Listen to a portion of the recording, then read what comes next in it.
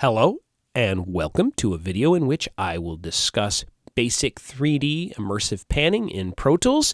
This is for the Husson University Hybrid Mix Techniques course, and students, you should have already watched the different videos to get monitoring going in Control-C, to get the I/O set up, and to get basic post-production layout configured in Pro Tools. And now you're ready to start making some sound.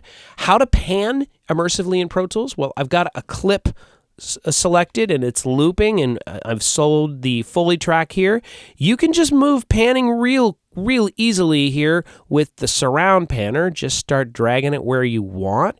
If you want to look over here at the print track, you'll see that as I pan it, it will come out of different channels. And as you move it to different locations, it will pan to where it's supposed to be. So that's the simple way of doing it. If you option click the dot, it will move it back to the center channel. The more, the deeper tool for this is the Immersive Panner, the 3D Panner from Pro Tools, and you get to that by clicking on that little icon there to the right of the output bus and bring that up, and you will see the 3D Panner. Lots of great features in this panner. It's definitely worth a quick look at the manual, and I will make a later video where I will discuss all the features, but at the moment, the basic features is all that's needed for this assignment, and all you got to do is click on the dot and move it around to wherever you want it. As a first-timer, you're certainly going to want to put it above your head, so that's what the height control does, and you can pan it around your head. Do note that there are some challenges moving behind you and above your head if you're doing Atmos mixing, because the bed is only 10 channels. It does not have the rear heights in it, and you'll have to get to them via objects or an object bed. What else is really useful here? Obviously, we have a fader to the right, so you can solo, mute, and adjust level. There is a way to get to the subwoofer, the LFE, the low frequency effect channel. So if I turn this up, I should get some energy going to the subs, as you can see right here in the print track.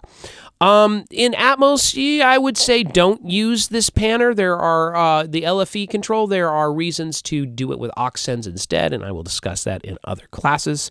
But right now, feel free to use this as a way to get some boom on your bass and your kick drum and any kind of sound effects and anything the first time out while you're experimenting with immersive panning. The other controls, divergence, center, and side percentage, are definitely worth investigating, but I'm going to save that for another video in the panner. And of course, you can look at the manual if you'd like. One thing I forgot to mention early on, control click and on any one of these icons here for the speakers will make the panner bounce. I'm holding control down on the keyboard. This is a Mac, that is. And it'll bounce very easily. And that's a very useful macro to know. Okay, automation. Oh, wait, stereo faders. Got to show you stereo faders. So, if you have a stereo track, and I'll select this whoosh here and solo it, the whoosh is stereo, so when you bring up its panner, it's stereo. And it's kind of cool. By default, the other channel, if I'm moving the left, the right channel is moving in opposite direction, except from front to back. They are together in front to back. And so this is pretty cool. This is a very effective way of doing panning. If you do not want it to be linked together, turn off the link control right there, and then they move independently. There are some other more advanced versions of linking up here with the inverse buttons, which control how the other channel will respond to the channel you're moving. I will leave those in default, and if you want to experiment with them, go right ahead, or if you want to read the manual on how they work, or I wait until I make a video to discuss more features of the panner. But most of the time, just leave it linked. Now, finally, basic automation. Automating a pan is very, very simple. Like anything in Pro Tools, you can most features you can automate just by going to touch. Certainly, the other advanced automation features are useful and do lots of great things, but touch is the easiest way to do simple automation. You just go into touch and press play, so the transporter's rolling, and start moving your panning however you want it.